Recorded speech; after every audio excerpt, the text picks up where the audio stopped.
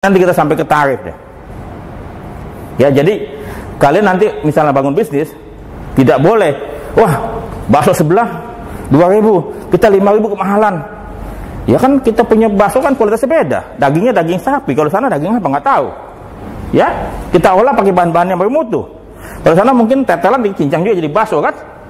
Gitu. Jadi jangan samakan. Paham? Ya.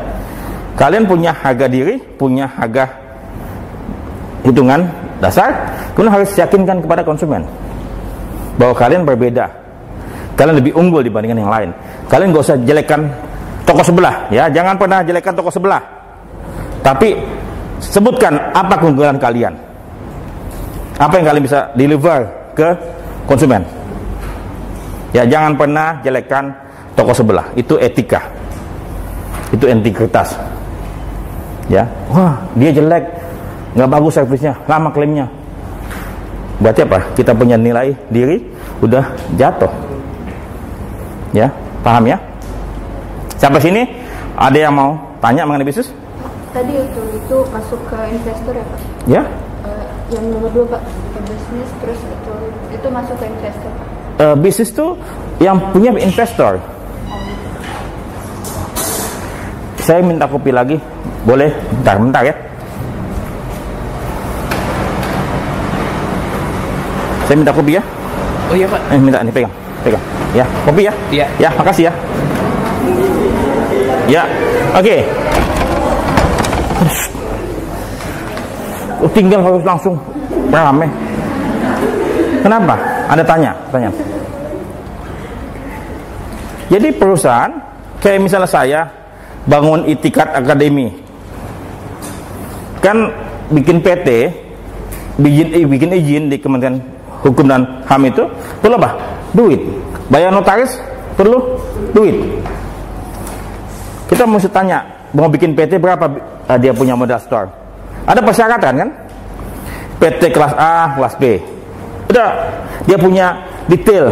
Kita mesti tanya notaris nah. Ya, saya mau bikin bisnis pendidikan. Apa klasifikasinya? Kan nggak boleh bisnis pendidikan tapi nanti ujung-ujungnya jadi eksportir, nggak boleh. Ya, habis itu berapa modalnya? Siapa apa modalnya? Boleh nggak 1 orang? Oh, ternyata nggak boleh, minimum 2 orang. Akhirnya saya bikin bertiga. Ya, pada waktu itu bikin antara insurance broker. Oh, sorry, bikin agen asuransi, modalnya 300 juta. Karena saya hitung, ya, untuk perizinan, untuk sewa kantor, untuk apa, ya, selama 3 tahun. Itu mesti dihitung. Nah, taruh uang. Oke, saya ambil katakanlah 50%. Saya naruh uang 150 juta ke meja. Siapa yang ambil? Taruh. Duit ini taruh di apa? Rekening perusahaan yang baru dibuat. Nah, habis itu kita sama-sama jualan, sama-sama dagang agen asuransi. Bisnisnya datang masuk, income-nya masuk ke perusahaan, ya, hasilnya preminya dibayar ke perusahaan asuransi, oke, komisinya dipakai buat bayar gaji pegawai, biaya dan segala macam. Mudah-mudahan ada untungnya selisihnya kan? Ya, jadi komisi yang kita dapatkan harus lebih besar dibandingkan biaya yang kita keluarkan setiap bulan, sehingga ada margin keuntungan. Pelan-pelan, kamu sarapnya pelan-pelan. Ya, kalau kamu ambil semua takutnya kamu luber. Nah, tadi Pak yang kan ada yang investasi di perusahaan asuransi, itu yang melindungi siapa Pak? Ya? Kalau yang melindungi investor di perusahaan, nggak ada. Kalau bisnis mah nggak ada yang lindungi, nggak ada. kalau ada Kayak misal tadi dagang bakso, ada nggak yang lindungi kalau dia rugi? Nggak ada. Kayak kemarin ada yang nanya kan, kalau bangkrut gimana? Nggak ada nggak yang lindungi? Nggak ada. Dia salah kelola, ditipu, nggak ada. Itu resiko bisnis, nggak ada asuransinya. Ya, nanti kita belajar. Kemarin udah belajar risk kan, ada pure risk segala macam kan. Kalau kemarin kan resiko bisnis kan enggak kan, itu spekulatif kan. Kalau tidak salah yang pertemuan pertama ya, tidak dijamin resiko bisnis karena itu spekulatif, nggak ada, bukan pure risk. Ya, oke, itu bisnis, asuransi adalah sebuah bisnis. Jadi jangan sampai ada suatu konsep demikian kalian. Asuransi adalah sosial. Asuransi akan membayar klaim.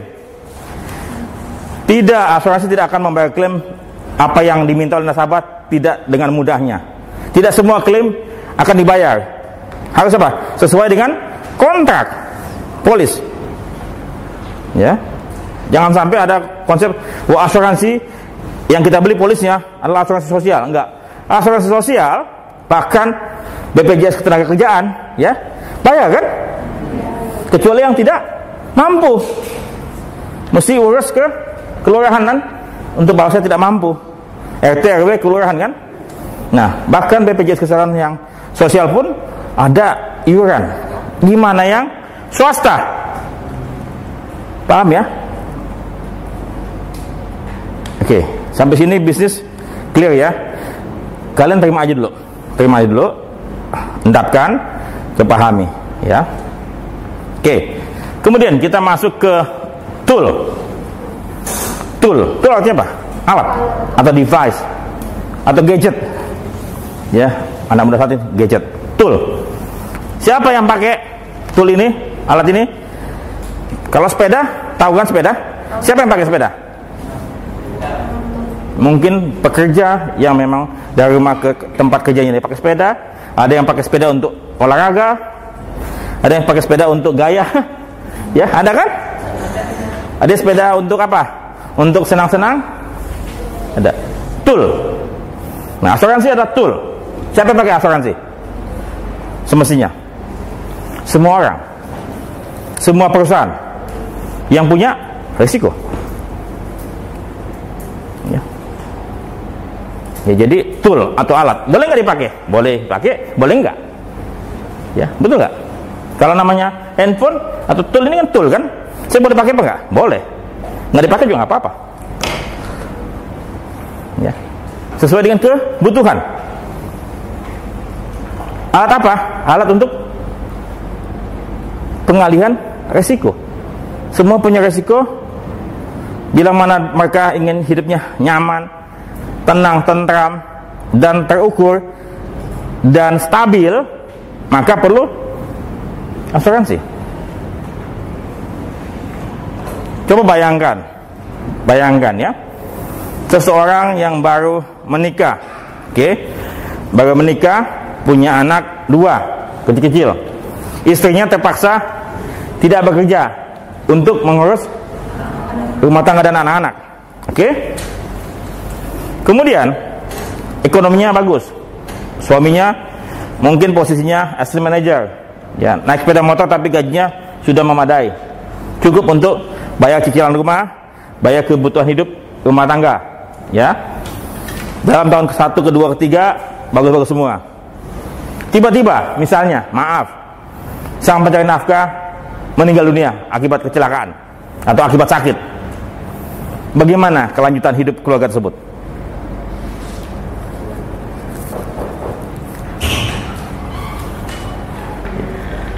Apakah mesti kawin lagi? Ya, terima kasih ya. Iya, Pak. Ya, terima kasih. Siapa yang mau janda punya anak 2? Tidak punya aset, tidak punya harta. Banyak kenapa? Cuma pengen mau enaknya doang. Tanggung jawab 2 anak.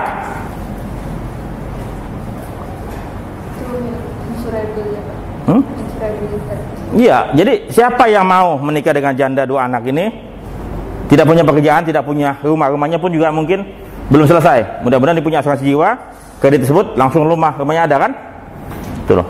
Siapa? Jadi bukan cuma menikahi jandanya, tapi mesti apa? Menafkahi kan? Dan anak-anaknya kan? Dan menyayangi anak-anaknya dengan baik dong, seperti anak sendiri kan? Kadang-kadang orang berpikir cuma konsepnya pendek, jangka pendek. Cuma janda 2 anak, janda kembang. Ya, tapi nggak mikir apa? Kewajibannya kan? Kewajiban. Bagaimana masa depan anak-anaknya?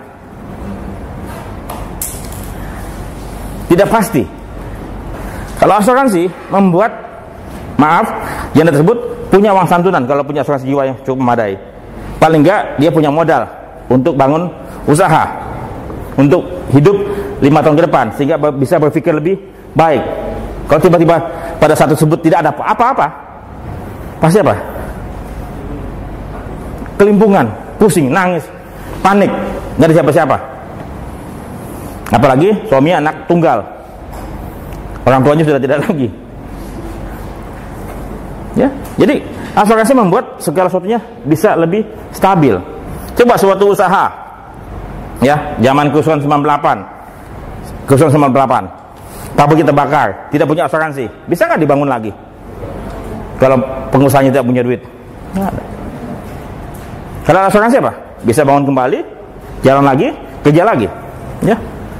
Lebih apa? Kelanjutan bisnis lebih terjaga, terjamin. Paham ya? Untuk individu, untuk keluarga maupun untuk perusahaan, asuransi itu membantu.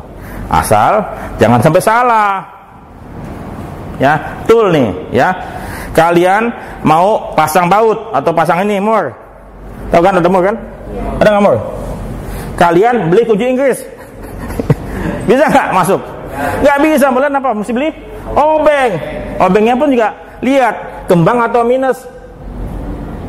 Ya, gitu maksudnya saya. Asuransi sama. Asuransi macam-macam tuh. Ada kunci Inggris, ada obeng, ada tang, ada palu. Mesti apa? Disesuaikan dengan kebutuhannya. Bahkan kalau katakanlah kita mau jadi tukang, kita mesti punya banyak tool. Kayak saya punya asuransi jiwa, punya asuransi kebakaran, punya asuransi kesehatan, punya asuransi kendaraan. Kenapa? Karena risiko saya banyak. Makanya toolnya mesti banyak. Nggak ada satu asuransi untuk semuanya. Tidak ada. Ya, tidak ada. Jadi mesti punya obeng, tang, palu, apalagi kunci Inggris dan lain-lain. Jadi seperangkat alat tukang. Ya, paham? Berarti bayarnya juga bisa sama. Ya. Bayarnya macam-macam, semuanya. Saya misalnya punya 6 polis ya, saya mesti bayar 6 polis tiap tahun. Itu di satu perusahaan bisa, Pak? Bisa kalau ada, tapi kan jiwa sama umum kan beda. Ya, bisa kan izinnya kan? Asuransi jiwa izinnya berbeda dengan asuransi umum. Asuransi rumah saya nggak bisa beli di asuransi jiwa. Asuransi jiwa saya nggak bisa beli di asuransi umum. Mesti paling nggak 2 toko saya mesti hubungi. Ya, paham ya? Jadi saya mesti ke S-Hardware. Kalau S-Hardware mungkin semua ada kali ya. Tukang. Oke. Sampai sini ada yang mau tanya? Clear ya? Kalau nggak tanya nggak apa-apa. Nggak dihukum kok. Oke. Yang ketiga, kontrak.